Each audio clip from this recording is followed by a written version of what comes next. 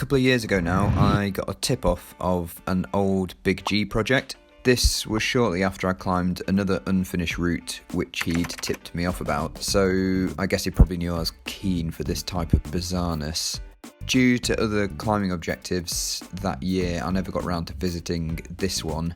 However, now in England for the autumn, I sifted back through some of my old emails I'd exchanged with George to try and find out some information about this route. I found some bizarre comments like, pretty chilled, fun, safe climb regardless of whether you free the flared slot from hell. At its top, get back and footing for Britain. And big boots might be worth a shot, or themed fluffy slippers. It sounded like a laugh, so I roped in the man himself to make a visit with me. I abbed in with Big G, walked into the abyss and got back and footing for Britain.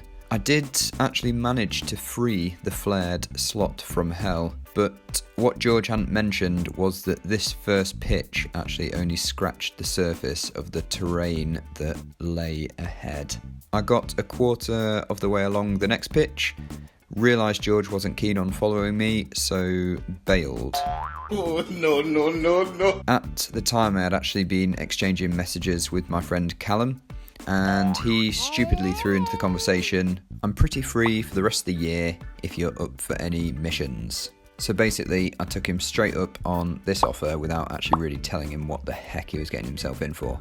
And we take the story up from here. We are about to try a new route, recommended by the one and only Big G. Big George. Big G in the house. And I had a WhatsApp message from George last night, Yeah. and it read like this. It said, I fear that all I have done is to awake a sleeping dragon and fill it with most terrible resolve. And I found that a little bit, I don't know, disconcerting, I feel. What's the sleeping dragon? I think the sleeping dragon is you. You are the sleeping dragon, ready for climbing down here today. So you're going to do the first pitch. Yeah, I'm going to like flail up the first pitch. You're going to flail. And then, Flail wildly. And I'm going to maybe take a Jumar with me if I fall into space and can't escape. I was more thinking, you know, like a sport climbing trip to Spain or trip to the climbing wall, but no, we've ended up at a really overlooking secret. Yeah. But I think it's, I think it's good. Smash on. Smash on. Smash on. Right. Onwards, downwards.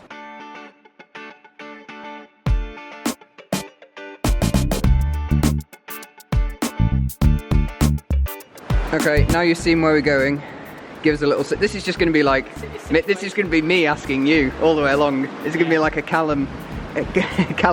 How's Callum feeling video? How grumpy is Callum is going along? Yeah. Well, it looks quite overhanging, and we've worked out that the wide fish jamming section at the crux might not be fish jamming for me. It looks like a cool line though, doesn't it? Yeah, like a 100-metre long route. Yeah. Mental. So I'm going to probably try and free climb, but probably do a bit of aid climbing, a bit of frigging, and then set up some kind of like overnight camp at the first belay.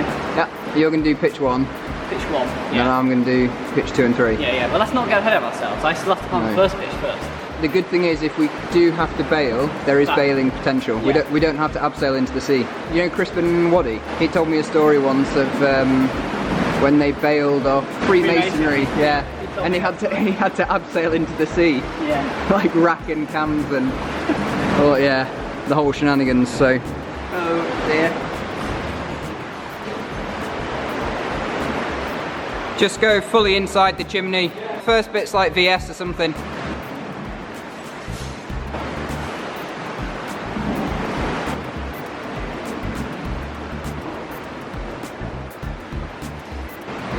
How is it?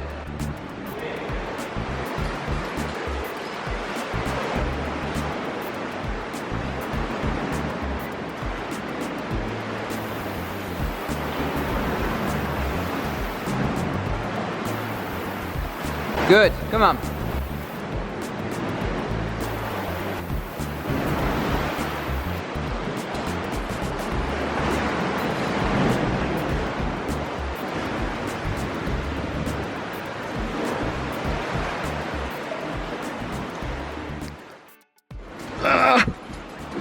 Nice and comfy there, Pete. Yeah, how was that?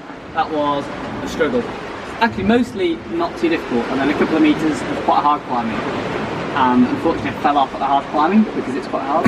I've tried to throw in all of my like chimneying tactics. Unfortunately, it wasn't quite good enough. But the good thing is I managed to clip the gear beyond the crux, so when I fell off, I fell past the crux to the easy ground, and I could just climb out. That's always a bonus. Yeah, it's good tactics that. Is it kind of living up to the adventure that I told you it was going to be? I think it remains to be seen. Okay. Yeah, I think it might well be, looking at the next pitch though. Pretty out there. Yes.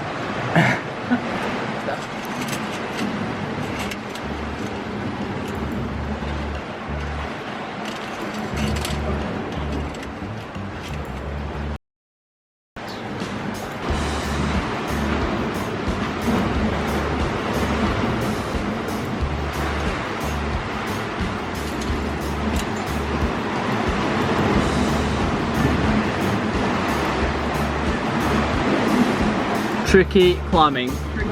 Awkward. Weirdness. Make sure you put loads of cams in that I can aid on. Ideally no more than about 50 centimetres apart, yeah? Pete's doing that thing again where he climbs upside down and it looks really hard. I don't think I'm looking forward to this pitch. Oh dear. Downward traverses. Bad idea for seconding.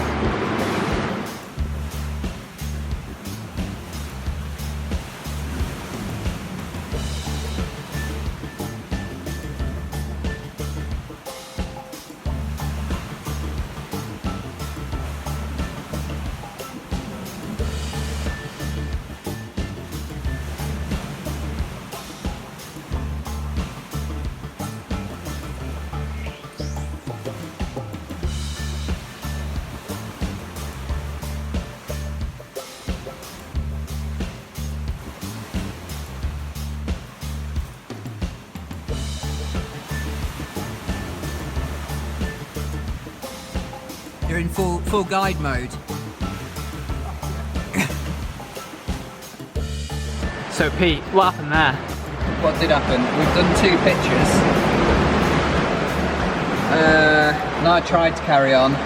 Realised that when I went round that corner, it was basically, it's all 6s and I had no 6s left. So then I had to retreat to a hanging belay here.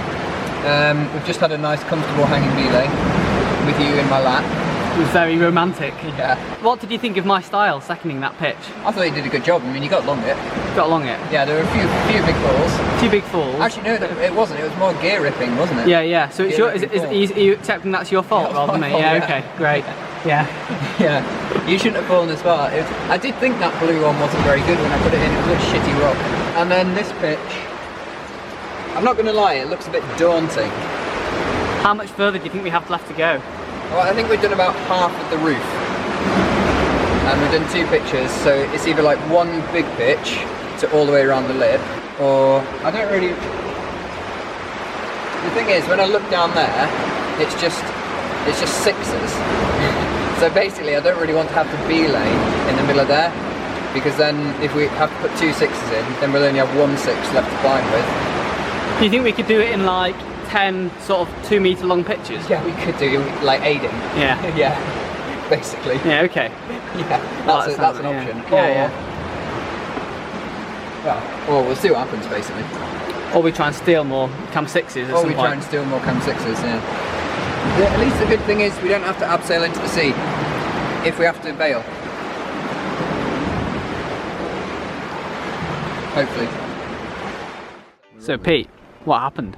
What happened was, you did pitch 1. Scary. I did pitch 2, which is progress, and then pitch 3, we only had 3 6s, and I used the first 2 6s in probably the first 4 metres of a, what would you say, 20 metre pitch? Yeah. That next section. I nearly threw up after 4 metres. I literally, it's probably taken me about an hour to get back to normal.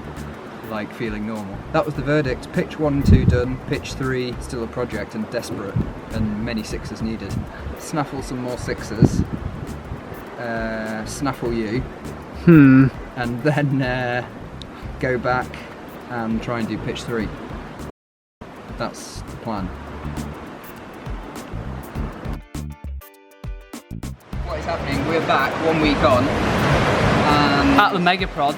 So last time I got 5 metres into the last pitch and I only had 3 sixes, ran out of sixes. So this week I've come back. You've got your shopping bag? I've got the French shopping bag. It's not full of cheese and baguettes. But we have a range of different cans.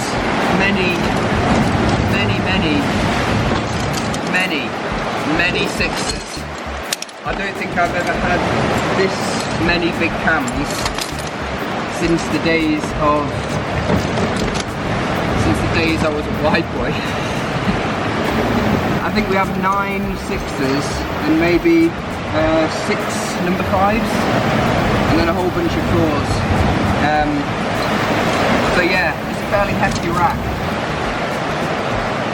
5 to 10 kilos. How do you think that's going to help success on this pitch? Well, it's not good for like fast and light, but it's good for maybe getting across it, like aid and slow. And what are conditions like today? Like quite shit, I would say. I have a feeling we might end up going up, aiding, and coming down again. If you were to give it out of 10, 10 being the best conditions ever, where would we be, do you think, today? It's probably less than 5, because maybe 5 is like average. Yeah, like, okay. So it's probably like a 3. 3. Or 3.5. 3.5. 3.5. What would you give it? I think it's totally fine. I'd be surprised if you did it on site actually today. Ah, okay. Yeah. Oh, good. Excellent. Yeah. Right. Well, I'll take my French shopping bag and go and try and climb this. Go and try and climb this route.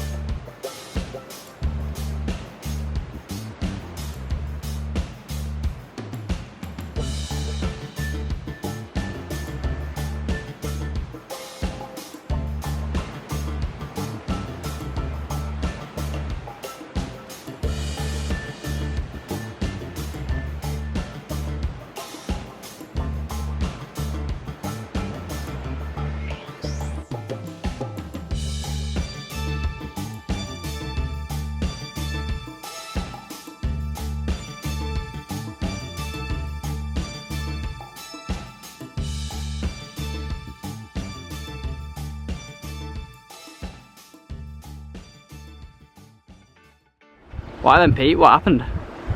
So what happened was, 1, I got really gripped. 2, I just went on a massive half climbing, half aiding mission. And 3, this rack is really heavy. Probably the biggest rack I've had on me since climbing in Canyonlands in America. It's just bloody huge. One of them here, it's still even got the label on it. I borrowed it off my housemate. Will you take that back to the shop tomorrow? Yeah, I'll take it back to the shop. Yeah, take it back to the shop. Yeah. Looked like it was about A2 with kind of the odd boulder problem between gear. That looks slightly scary. Yeah. And the odd block coming down.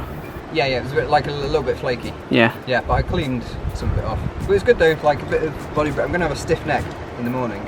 So a bit body bridging like that. Yeah, but the verdict is, I managed to get along it, but just with an enormous amount of rests and getting reasonably gripped. I'm going to come back and I'm going to smash it out. From this evening, I must give the British people a very simple instruction. You must stay at home.